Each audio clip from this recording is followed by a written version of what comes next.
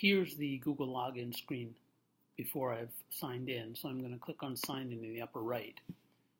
My email address is already there because I've signed in before. So I'm just going to put in my GeorgeCo password, and then I'm in. I'm going to skip through this step. And then in the upper right here, you can see that there's a little menu icon. I'm going to go into Drive. Once you're in Google Drive, you're going to come over here, click on New, come down to More, and you're going to choose Google Forms. And here's your untitled form.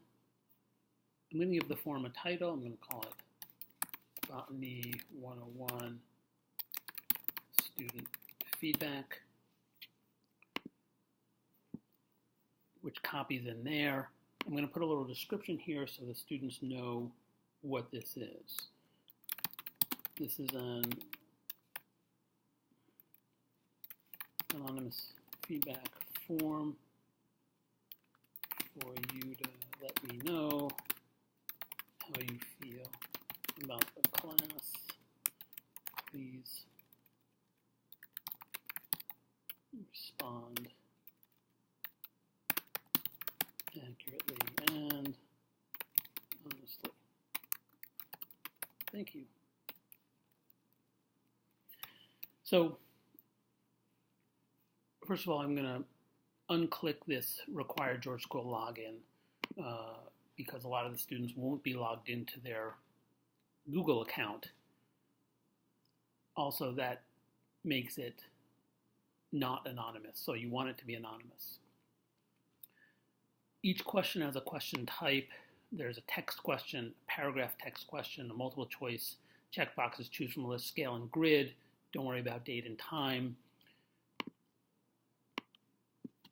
You might want to think about what questions you're going to pose before you do it. But for example, you might say on a scale of 1 to 10,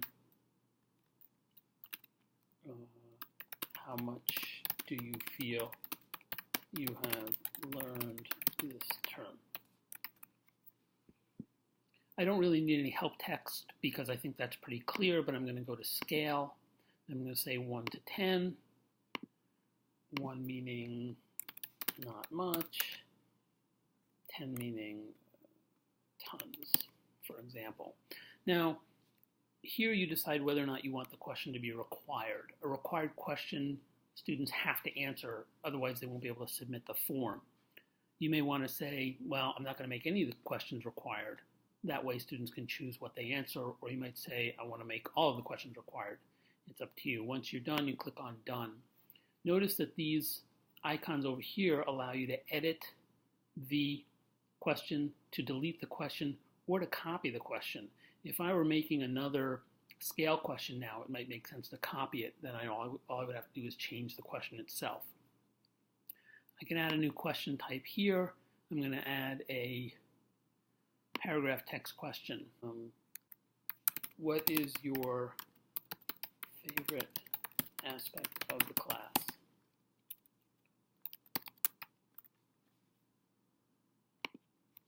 And then I'll put in a little help text.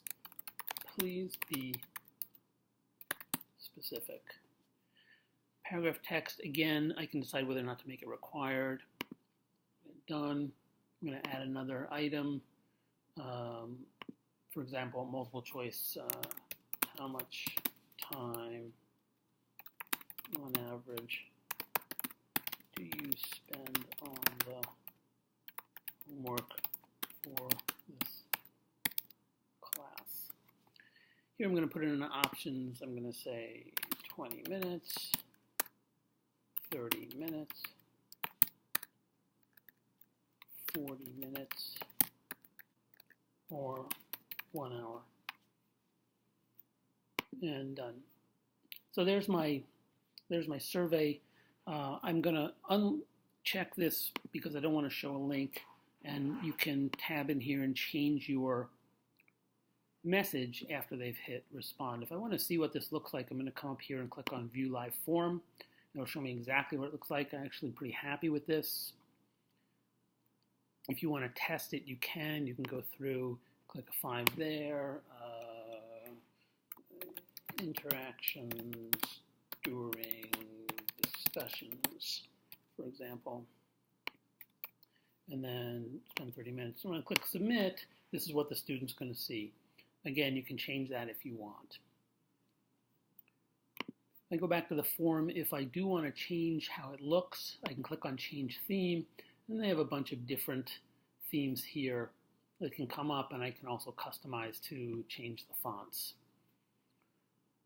If you want to add a question, just go back into the edit form and go down here and add an item. You can also rearrange the questions if I decide, you know what, I really want this to be first, and then this one to be second, and then that to be third. Now, let's take a look at the responses.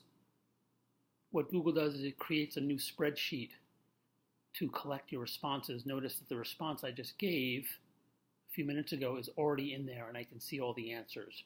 What will happen is, as your students do the surveys, their responses will come in here, and you'll be able to see all of the responses here. And that will happen in real time,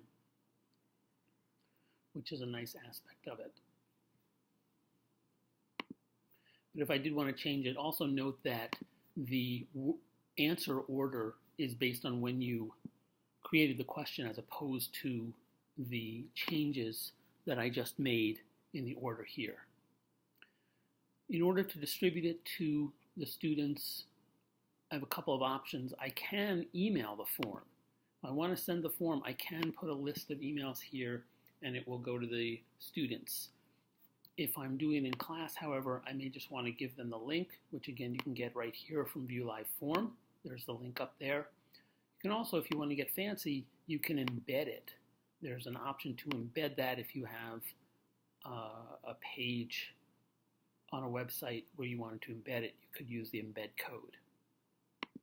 And that's really all there is to creating a form and making it available to your students to give you feedback.